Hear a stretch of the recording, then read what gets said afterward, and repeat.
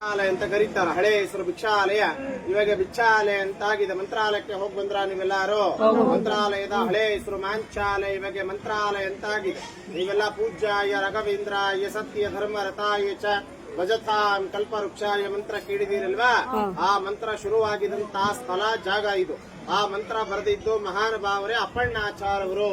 ಅಪ್ಪಣ್ಣಾಚಾರ್ಯವರು ಯಾರು ಅಂದ್ರೆ ರಾಘವೇಂದ್ರ ಸ್ವಾಮಿಗಳವರ ಶಿಷ್ಯರು. ಅವರು ಹುಟ್ಟಿದಂತಹ ಸ್ಥಳ ಇದೇ ಊರಲ್ಲಿ. ರಾಘವೇಂದ್ರ ಸ್ವಾಮಿಗಳವರು ಅವರ ಮಂತ್ರಾಲಯಕ್ಕೆ ಹೋಗಿನ ಮುಂಚೆ 13 ವರ್ಷ ಕಾಲ ಅಂದ್ರೆ 13 ಇಯರ್ಸ್ ರಾಯರು ಇದೇ ಕ್ಷೇತ್ರದಲ್ಲಿ ಇದ್ದಿದ್ದು. ಅವರ ಶಿಷ್ಯರು ಅಪ್ಪಣ್ಣಾಚಾರ್ಯವರ ಒಟ್ಟಿಗೆ ಅವರಿಲ್ಲಿ ಇರೋ ಕಾಲದಲ್ಲಿ ನಿಮ್ಗೆ ಎದುರುಗಡೆ ಬೃಂದಾವನ ಕಾಣಿಸ್ತಾ ಇದ್ದಾರೆ ಎಲ್ಲರಿಗೂ. ಇದೇ ಸ್ಥಳದಲ್ಲಿ ಸಾಕ್ಷಾತ್ ಶ್ರೀ ರಾಘವೇಂದ್ರ ಸ್ವಾಮಿಗಳವರು ಒಂದಲ್ಲ ಎರಡಲ್ಲ 13 ವರ್ಷ ಕಾಲ ಅಂದ್ರೆ 13 ಇಯರ್ಸ್ ರಾಯರು ಇಲ್ಲಿ ಜಪ ತಪ ಅನುಷ್ಠಾನ ಹೋಮ ಮತ್ತೆ ಹವನಗಳ ಮಾಡಿದಂತಹ ಸ್ಥಳ ಇದು. ರಾಘವೇಂದ್ರ ಸ್ವಾಮಿಗಳವರು ಜಪ ಮಾಡ್ತಿರುವಂತಹ ತಪಸ್ಸು ಮಾಡ್ತಿರುವಂತಹ ಸ್ಥಳ ಇದು. ಜಪದ ಕಟ್ಟೆ ರಾಯರು ಅಂತ ಕರೆಯೋದು. Place of meditation place.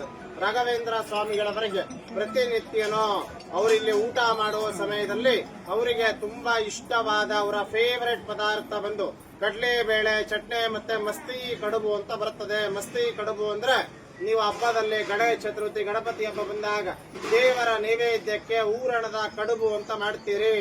ಊರಣದ ಕಡುಬು ಅಂದ್ರೆ ನೀವೆಲ್ಲ ಮೋದಕ ಅಂತ ಕರಿತೀರಿ. ಅದು ರಾಯರಿಗೆ ಇಷ್ಟವಾದ ಪದಾರ್ಥ. ರಾಘವೇಂದ್ರ ಸ್ವಾಮಿಗಳವರಿಗೆ ರಾಯರಿಗೆ ಬಳಸ್ತಿರುವಂತಹ ವರಳಕಲ್ಲು ರುಬ್ಬಗುಂಡು ಗ್ರೈಂಡಿಂಗ್ ಸ್ಟೋನ್ ಇವಾಗೂ ಇದೆ. ಅಲ್ಲಿ ಮೇಲ್ಗಡೆ ಬರ್ತದೆ. ನೀವೆಲ್ಲ ಮೆಟ್ಲಿಡಿದು ಬಂದ್ರಲ್ವಾ, ರಾಯರ ಸ್ಟ್ಯಾಚ್ಯೂ ಬರ್ತದೆ. ಅದ್ರ ಮುಂದ್ಗಡೆ ರಾಯರಿಗೆ ಬಳಸ್ತಿರುವಂತಹ ವರಳಕಲ್ಲು ಅಂತ ಬರೆದಿರ್ತಾರೆ. ಹೋಗ್ತಾ ನೋಡ್ಕೊಂಡು ಹೋಗಿ. ರಾಘವೇಂದ್ರ ಸ್ವಾಮಿಗಳವರ ಶಿಷ್ಯರು ಅಪ್ಪಣ್ಣಾಚಾರ್ಯವರ ಬೃಂದಾವನ ಅಲ್ಲ ಇದು.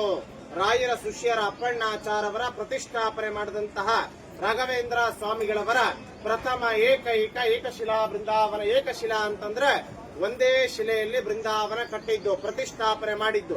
ರಾಘವೇಂದ್ರ ಸ್ವಾಮಿಗಳವರು ಅವರ ಶಿಷ್ಯರು ಅಪ್ಪಣ್ಣಾಚಾರ್ಯವರಿಗೆ ಜ್ಯೋತಿ ರೂಪದಿಂದ ದರ್ಶನ ಕೊಟ್ಟಿರುವಂತಹ ಫಸ್ಟ್ ಏಕಶಿಲಾ ಬೃಂದಾವನ. ಬೃಂದಾವನ ಚೆನ್ನಾಗಿ ಗಮನಿಸಿ ನೋಡಿ. ಒಂದೇ ಶಿಲೆ ಒಂದೇ ಸ್ಟೋನ್ ಕಾಣಿಸ್ತದೆ.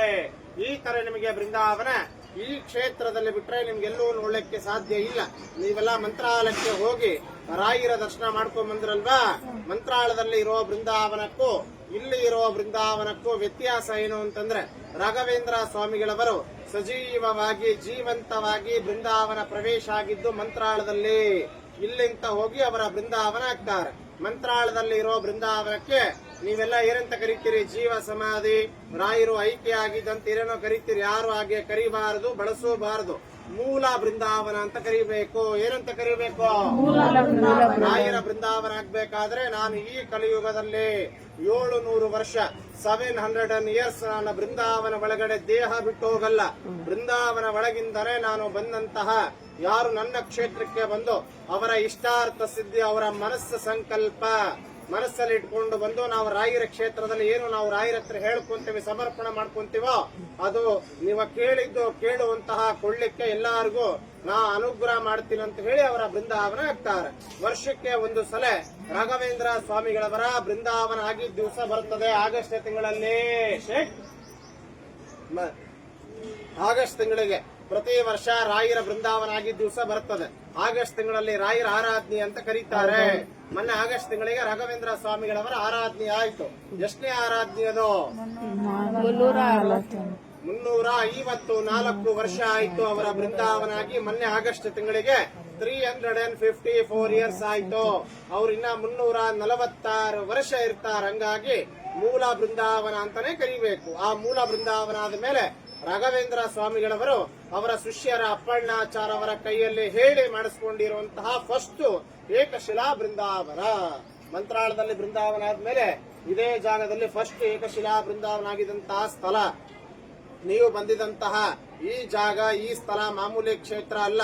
ತುಂಬಾ ಜಾಗೃತವಾದ ಕ್ಷೇತ್ರ ಇದು. ಇವಾಗೂ ಸಹ ಬೆಳಿಗ್ಗೆ ಮುಂಜಾನೆ 4 ಮತ್ತೆ 4:15 ಸುಮಾರು ರಾಘವೇಂದ್ರ ಸ್ವಾಮಿಗಳವರು ಬಂದು ಇವಾಗೂ ಅವರು ಸ್ನಾನ ಮಾಡಿ ಹೋಗ್ತಿರುವಂತಹ ಪ್ರತೀತಿ ಇದೆ. ಕೆಲವೊಮ್ಮೆ ಅವರ ಅಜ್ಜಿಗಳು ಬಿದ್ದಿರ್ತವೆ. ಇವಾಗೂ ಕೂಡ ಮಧ್ಯರಾತ್ರದಲ್ಲಿ ಈಗಾಗಲೇ ಎಷ್ಟೋ ಜನ ನೋಡಿದ್ದಾರೆ. ನ್ಯೂಸ್ ಅಲ್ಲಿ ಟಿವಿಸ್ ಅಲ್ಲಿ ನೋಡಿರಬಹುದು.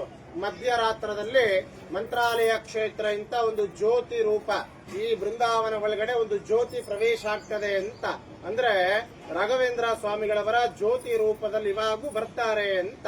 ಇವಾಗಿರೋರು ಬಂದು ಅಪ್ಪಣ್ಣಾಚಾರ್ ಅವರ 6th ಜನರೇಷನ್ ಅಂತ ಕರಿತೇವೆ. 6th ಅಂದ್ರೆ 6ನೇ ಜನರೇಷನ್ ಅಂತ. ಈ ಮಠ ಎಲ್ಲ ನೋಡ್ಕೊಂಬೋದಲ್ಲ ನಾವೇ.